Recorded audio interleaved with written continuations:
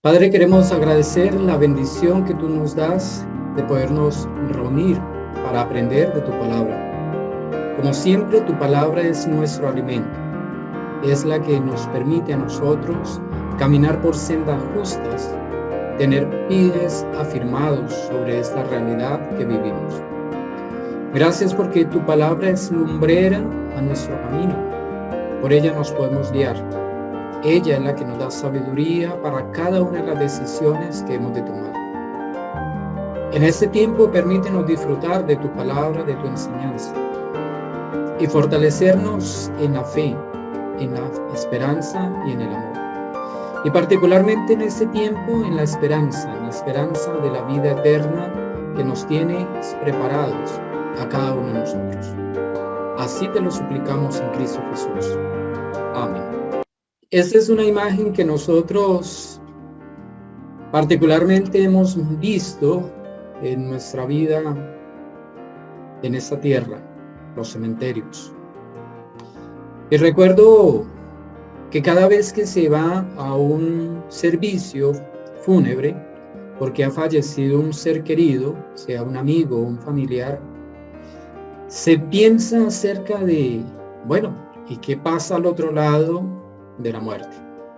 Es decir, se empieza la incertidumbre acerca de la eternidad, una eternidad de la que muy poco conocemos y que seguramente a muchos cristianos les atemoriza completamente. No saber qué pasa más allá de ese periodo, de ese preciso instante en que su cuerpo fallece, que el polvo vuelve al polvo y que desaparece ese cuerpo terrenal. En Tesalonicenses, Pablo le hablaba a sus discípulos, a los de Tesalónica, les hablaba unas palabras muy interesantes que los pastores hoy en día utilizan muchísimo en los servicios fúnebres. Hablan muchísimo de esos pasajes porque ellos traen al cristiano esperanza para lo que sucede más allá de esta vida. Dice Pablo a los de Tesalónica, le dice: tampoco queremos, hermanos, que ignoréis acerca de los que duermen, para que no os entristezcáis como los otros que no tienen esperanza.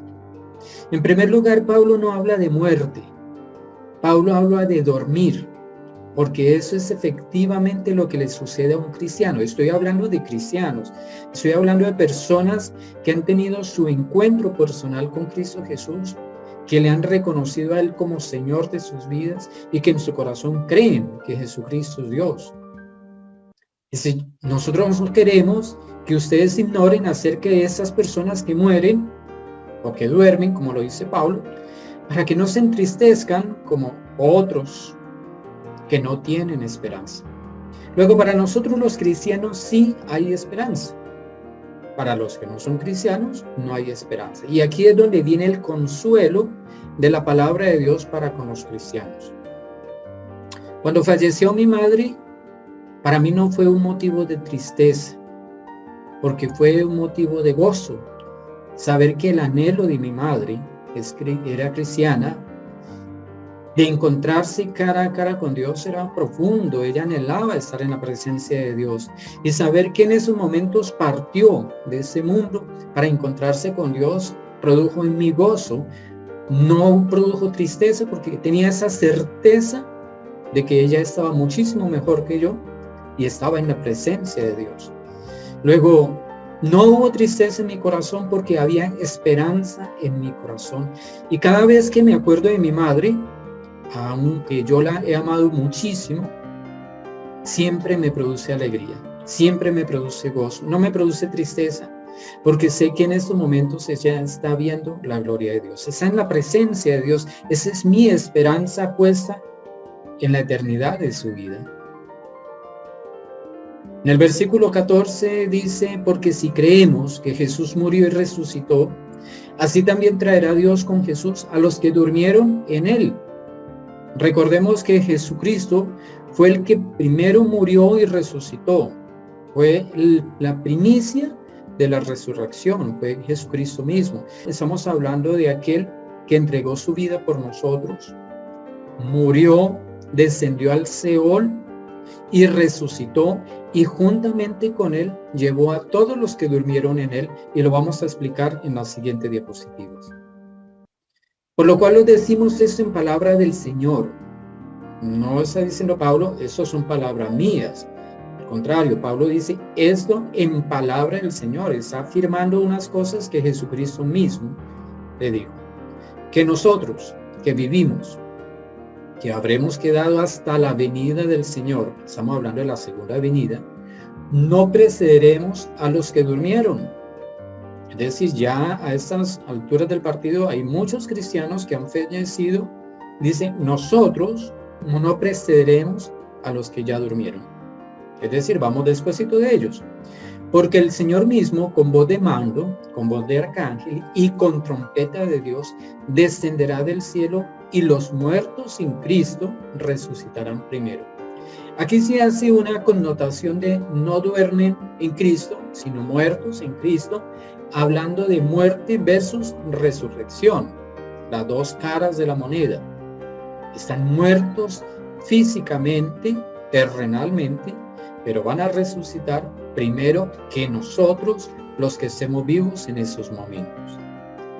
Y terminan los versículos 17 y 18 diciendo, luego nosotros, los que vivimos, los que hayamos quedado, seremos arrebatados juntamente con ellos en las nubes para recibir al Señor en el aire, y así estaremos siempre con el Señor. No dice que estaremos en el aire siempre con Él, estaremos siempre con el Señor, donde Él se encuentre. Por tanto, alentaos los unos a los otros con estas palabras. Mire, esas palabras de Pablo para los de Tesalónica son unas palabras universales, son para todos los hogares donde hay cristianos. Cuando fallece un cristiano tenemos la certeza que él va a la presencia de Dios y que nosotros le sucederemos, iremos después a la presencia de Dios. Entonces, se ha hablado a lo largo de la palabra de Dios de lo que son las dispensaciones. Y la Biblia habla prácticamente de 7 dispensaciones, entendiendo el término de dispensación como un periodo de tiempo, como una era, como una época. Y tenemos entonces las 7 dispensaciones aquí en este gráfico, que lo que nos muestra esa flecha negra en la parte central de izquierda a derecha es sencillamente la línea de tiempo en la eternidad de Dios. Desde una eternidad en el pasado hasta una eternidad en el futuro. Pero en esa línea de tiempo ustedes encontrarán como una especie de burbujas y se hace referencia a cada una de las dispensaciones o eras. La primera de ellas, y ahorita vamos a entrar un poquito más en detalle, la inocencia, luego la conciencia, luego el gobierno humano, la promesa, la ley. Esas 5 dispensaciones eran del Antiguo Testamento. Y en el Nuevo Testamento vienen las otras 2 dispensaciones, la de la gracia y la de los juicios. Entonces vamos a hablar rápidamente de eso, no para entrar, digamos, en interpretaciones bíblicas profundas acerca de lo que ha de venir, sino para que tengamos fortalecida nuestra esperanza en la eternidad, porque la eternidad es lo que nos queda de aquí en adelante. Recordemos que la vida humana empieza con Adán, en el huerto de Edén. Durante ese periodo era un periodo de inocencia, es decir, el hombre no tenía conocimiento del bien y del mal. Él no tenía conocimiento de lo que era bueno, malo, de lo que era el pecado. Ellos vivían en completa inocencia. Y era un periodo hermosísimo donde ellos estaban disfrutando de la gloria de Dios que se paseaba por entre los árboles. Podían hablar con Dios.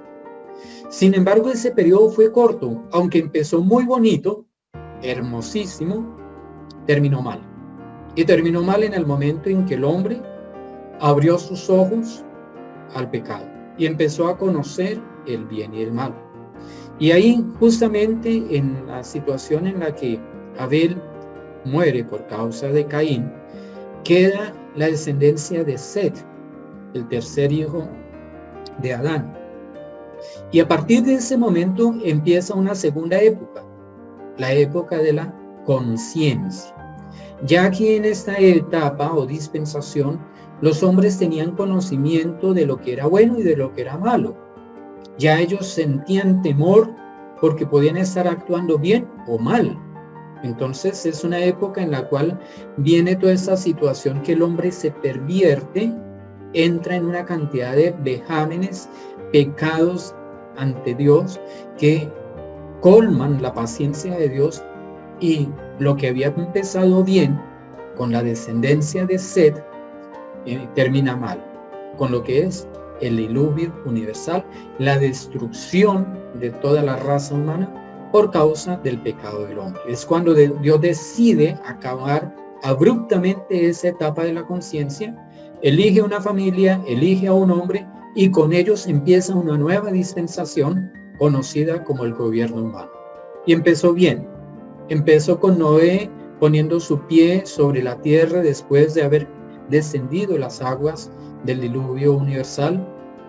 Noé con sus hijos y las mujeres de sus hijos pueblan nuevamente la tierra, se multiplican, nacen gobiernos, y entre ellos nace Nimrod, que decide construir una torre gigantesca, la famosa Torre de Babel, tratando de unificar al ser humano cuando Dios le había dicho al hombre que poblara la tierra, es decir, que no se agrupara, sino que se extendiera por toda la tierra. Y ese periodo, ese gobierno humano que empezó con Noé, terminó mal con Nimrod. Y allí hubo la confusión de las lenguas, y allí terminó el periodo del gobierno humano como tal, donde Dios separó a toda la humanidad, y cada uno, como no entendía al compañero, tuvo que abrirse a explorar nuevos terrenos. Entonces empieza una nueva dispensación, y es la de la promesa. Esta dispensación empieza muy bien, porque empieza con Abraham.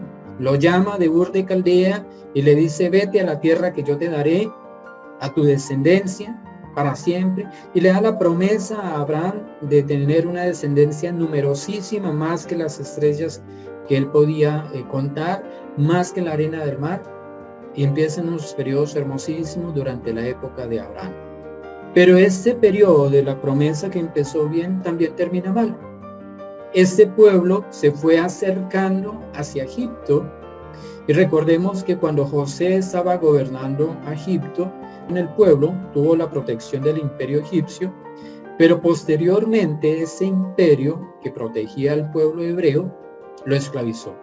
Y entonces empieza la esclavitud del hombre bajo el imperio egipcio como tal en esos momentos.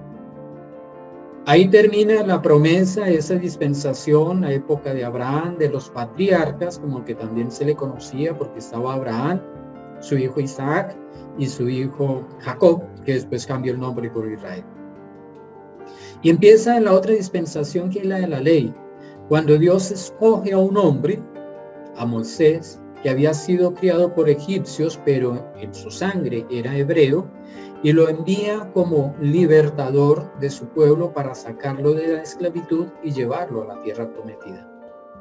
Moisés, después de dudar, vacilar y tratar de zafarse de esa responsabilidad, acomete esa labor titánica, saca al pueblo de la esclavitud, y durante todo ese periodo están viviendo bajo la ley. Es cuando Dios le da a Moisés las tablas de la ley para que el pueblo sepa qué es lo bueno y qué es lo malo, y con base en el cumplimiento de la ley, entonces sencillamente pudiera obtener la salvación de su alma.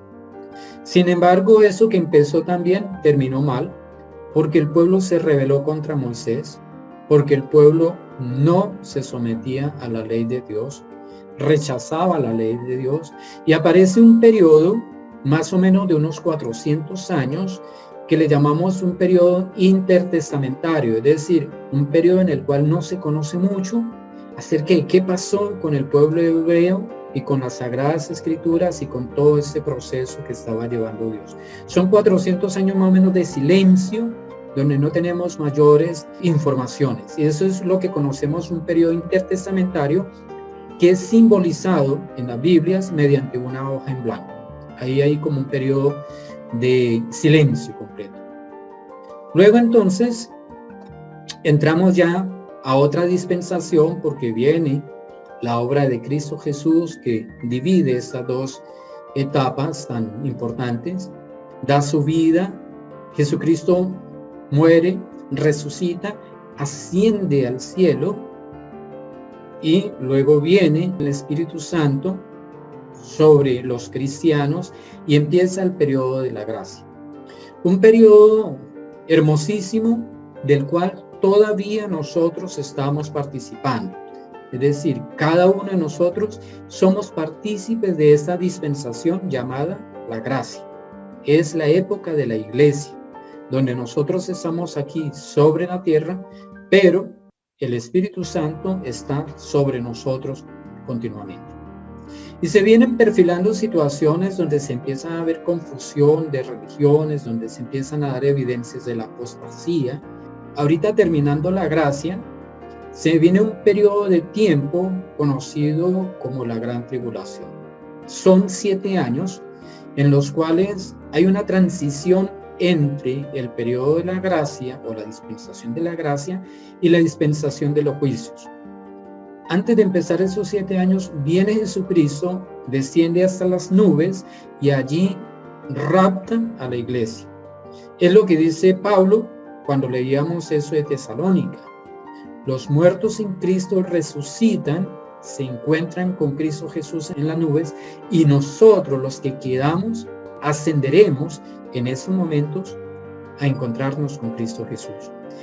Y dice la palabra que este cuerpo mortal, terrenal, que no murió, porque no ha visto la muerte, será transformado. Tendrá un cuerpo glorioso que podrá acercarse a la presencia de Cristo Jesús. Allí en las nubes empieza lo que es el tribunal de Cristo. Mientras aquí sobre la tierra hay 7 años iniciales, un periodo de paz, de salud, de economía buena y todo, y unos años finales de tribulación, de persecución, de muerte, bastante duros. Mientras sucede eso aquí en la tierra, nosotros en el cielo estaremos presentándonos ante el tribunal de Cristo para luego tener las bodas del Cordero. Pero ¿para qué nos presentamos al tribunal de Cristo? Nos presentamos allí para recibir nuestras coronas, nuestros bienes atesorados durante nuestra tierra. Recordemos que las palabras de Jesús eran muy claras y son muy claras. Hagamos tesoro en el reino de los cielos.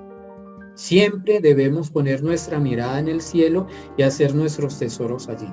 Porque en el tribunal de Cristo será donde nosotros recibiremos nuestras coronas, recibiremos nuestras recompensas por lo que hayamos hecho aquí sobre la tierra. Y allí será el momento de la premiación para los cristianos. Allí será el momento de ser galardonados por Dios mismo por lo que nosotros hicimos o dejamos de hacer para la gloria de Dios. Y allí sucederá lo que se llama la boda del Cordero, donde la iglesia que es la esposa de Cristo, se desposará con Cristo, que es el esposo, y estaremos para siempre junto con él. Al terminar las bodas del Cordero, aquí en la tierra está terminando la gran tribulación, entonces viene la segunda venida de Cristo sobre la tierra. Ya aquí él pondrá sus pies sobre la tierra y empieza el reinado del milenio, como se le conoce propiamente, y juntamente con él muchos cristianos estarán gobernando la tierra. Recordemos que la vida sobre la tierra no ha terminado. Aquí sobre la tierra quedaron en la gran tribulación las personas que no creyeron en Cristo, tanto judíos como no judíos, y sobre todas esas personas que siguen procreando, que siguen teniendo familias, que se siguen multiplicando, nosotros descenderemos juntamente con Cristo para gobernar durante 1000 años. 1000 años que serán libres, toda la humanidad será libre de la presión y de la influencia de Satanás, porque Satanás será arrojado y encerrado en el pozo del abismo durante esos 1000 años. Es decir, allí en ese periodo del milenio, las personas no tendrán la excusa de decir es que Satanás me tentó, Satanás me me hizo pecar, Satanás, no, ya no le podrán echar la culpa a Satanás, porque Satanás estará amarrado. Estará la humanidad expuesta delante de Cristo Jesús en su gobierno juntamente con nosotros. Al terminar ese milenio, entonces Satanás es suelto, tiene un periodo de tiempo muy corto donde él es suelto y empieza ya la fase final de ese periodo de los juicios. ¿Para qué? Para llegar al juicio final o el juicio del gran trono blanco, donde todos los que no fueron juzgados, es decir, los que no estuvieron en el tribunal de Cristo, van a ser juzgados por Dios mismo. Tanto Satanás como sus ángeles, como todos los que no creyeron, tanto del Antiguo y Nuevo Testamento, se presentarán delante del gran trono blanco para ser sentenciados para el castigo eterno, para la eternidad, alejados completamente de la presencia de Dios. Este panorama que nosotros tenemos está dado para que nosotros nos fortalezcamos en la esperanza en nuestra vida eterna.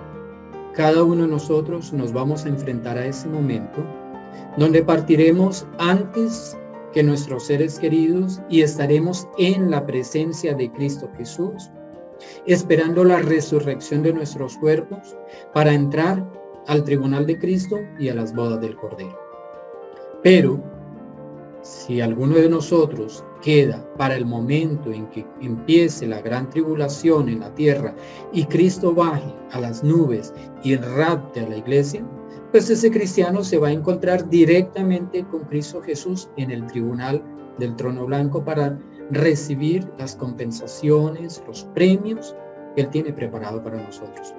Allí no habrán castigos, porque recordemos que la sangre de Cristo Jesús nos redime, y recordemos que Jesucristo es vicario por nosotros, es decir, Él pagó nuestra deuda, Él puso su vida por causa de nosotros, Él asumió sobre su vida nuestra culpa y nuestra condena. Entonces nos vamos a encontrar en que vamos a estar en el trono blanco, disfrutando de nuestros premios, de nuestras compensaciones.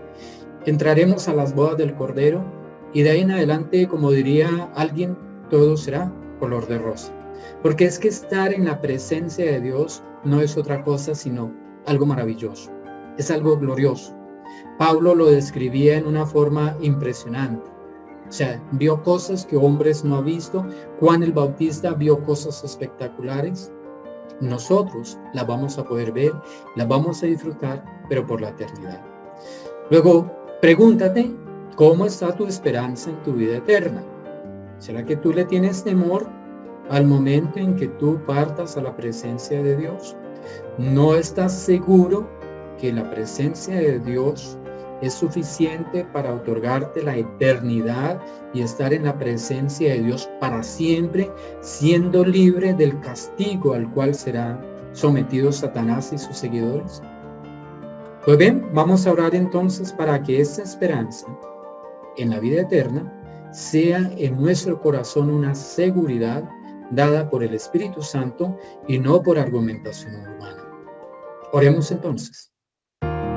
Espíritu Santo, hemos escuchado esa tu palabra. Queremos, Señor, que esa palabra se revele en nuestro corazón y que no sea una convicción mental, que no sea un argumento humano, sino que sea carne de nuestra carne y hueso de nuestros huesos, esa palabra tuya. De manera que en nosotros haya completa paz, completo gozo, sabiendo que en la vida eterna nosotros estaremos disfrutando de tu gloria y de tu presencia.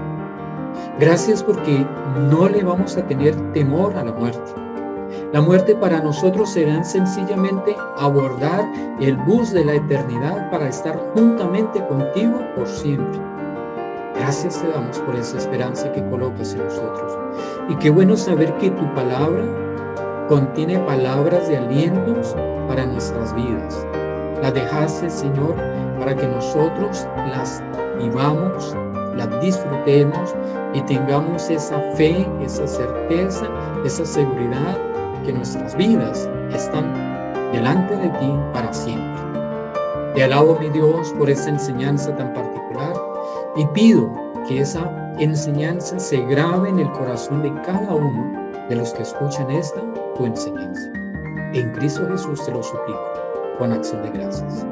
Amén.